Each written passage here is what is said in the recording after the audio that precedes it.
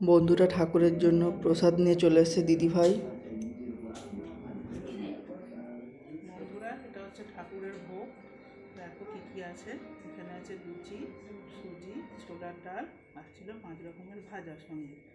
কী ভাজা? পটল ভাজা, আলু ভাজা, ফুলকপি ভাজা, কুমড়ো ভাজা আর হচ্ছে সিম ভাজা। সব নতুন সবজি ঠাকুরকে ভেজে দিয়েছি। তো এটাই ভোগটা ঠাকুরকে অর্পণ করা হবে। তো তোমরা চলে আসো সবাই প্রসাদ খাওয়ার জন্য। বন্ধুরা বাড়ির পুজো, তাই হচ্ছে ঘর উত্তোলন হবে, সেই জন্য হচ্ছে প্রস্তুতি পর্ব চলছে। বাড়ির সরস্বতী পূজায় ব্রতী আমি হয়েছিলাম, সেই জন্য আমি হচ্ছে পুকুরের দিকে যাচ্ছি। আর পেছন পেছন হচ্ছে ঠাকুর মশাই, তারপর হচ্ছে মা বাবা সবাই আসছে। আর আমাদের বড়বাবু হচ্ছে ভিডিও করছে, আর আমার ভিডিওটা মূলত আমার হচ্ছে একজন স্টুডেন্ট করে দিচ্ছে। ক্লাস 8-এ পড়ে স্টুডেন্ট, ওই করে দিচ্ছে। ও হচ্ছে আবার ফটো তোলাই কিন্তু খুব এক্সপার্ট, তাই করে দিচ্ছে। দেখো বন্ধুরা, আমি হচ্ছে ঘাটের দিকে নেমে যাচ্ছি। ঘাটে নেমে দাঁড়িয়ে আছি আর ঠাকুর মশাই যে যেগুলো বলছে সেগুলো শুনছি। আর এখানে আমার স্টুডেন্ট মিলিয়ে মোটামুটি 8-10 জন ছিল। যেন স্টেজের উপর যেমন পারফরমেন্স করলে যেমন মনে হয় তেমন মনে হচ্ছে আমি স্টেজে দাঁড়িয়ে আছি আর সবাই চারপাশে দাঁড়িয়ে আছে। আমার খুব লজ্জাও লাগছিল।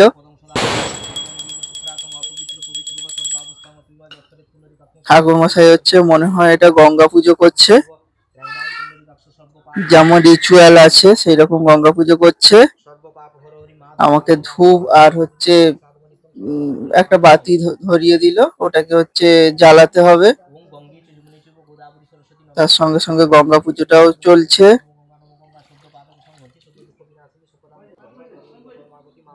এবং সূর্যদেবকেও পুজো হয়ে গেল, সূর্যদেবকে প্রণাম করে নিল।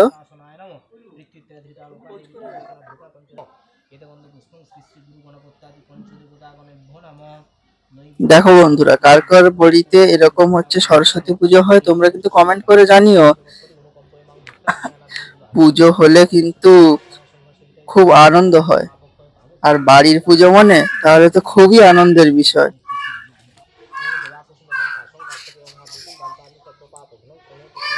বাড়িতে পুজো হলে ধুমধাম হয়।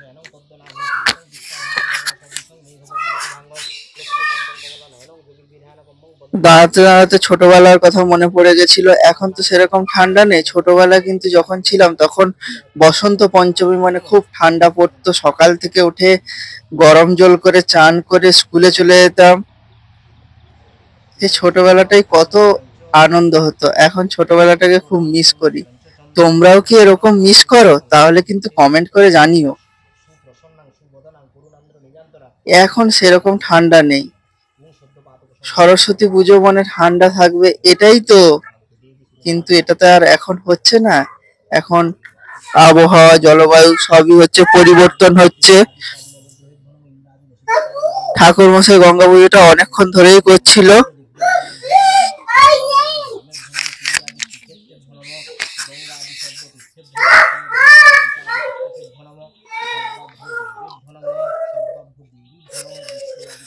তোমরাই বলো পুজোটা কেমন হচ্ছে, তোমরা কিন্তু কমেন্ট করে জানিও।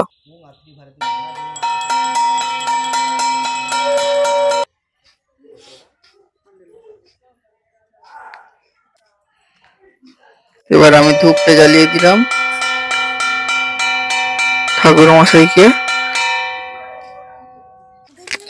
বন্ধুরা একটা জিনিস কিন্তু দেখলাম, ঠাকুর মশাই যখন হচ্ছে ঘটে জল ভরছে তোমরাই দেখো, তখন যে এই যে চেলিটা আছে এই চেলিটাতে জলটা কিন্তু ছেঁকে ছেঁকে নিচ্ছে।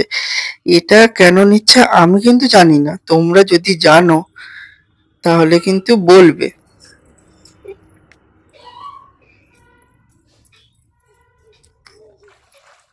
দেখো ঘটে জল ভরা হয়ে গেল,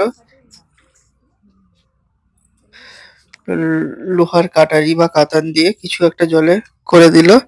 তারপর হচ্ছে আমরা হচ্ছে এবার চলে এলাম। কিছুক্ষণ পুজো হলো, পুষ্পাঞ্জলি হলো, তারপরে হচ্ছে হোমের কাজ। হোমের জন্য আমি বসে গেছি।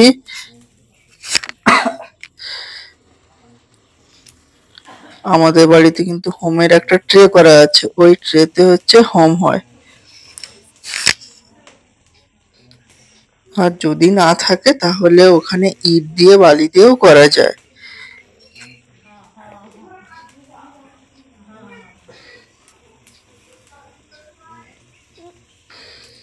যখন হোমটা হচ্ছিল মনে হচ্ছে গোটা বাড়ি পুজোতে একদম মম করছে, একটা দারুণ সুবাস ছড়াচ্ছিল।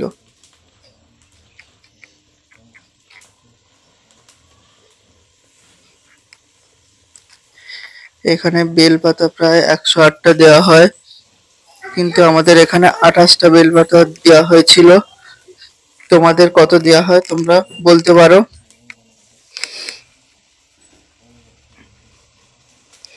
আর তোমরা বলবে কিন্তু এটা কেমন হচ্ছে পুজোটা।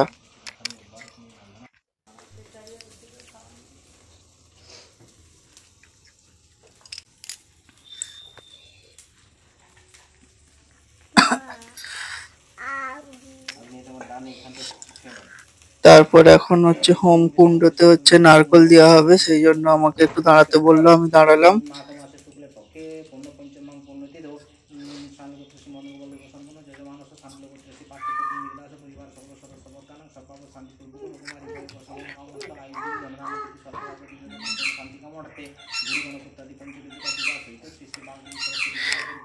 জয় জয় দেবী চরাচর সারে কুচযুগ শোভিত মুক্তাহারে বীণা বীণা পুস্তক রঞ্জিত হস্তে ভগবতী ভারতী নমস্তে।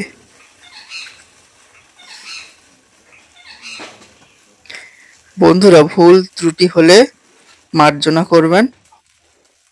মানুষ মাত্রই ভুল হয়, আবার সেই ভুলকে শুধরে নিতে হয়। এইভাবে আমাদের সরস্বতী পুজোর সকালের পুজোটা হচ্ছে প্রায় সম্পন্ন হতে চলেছে।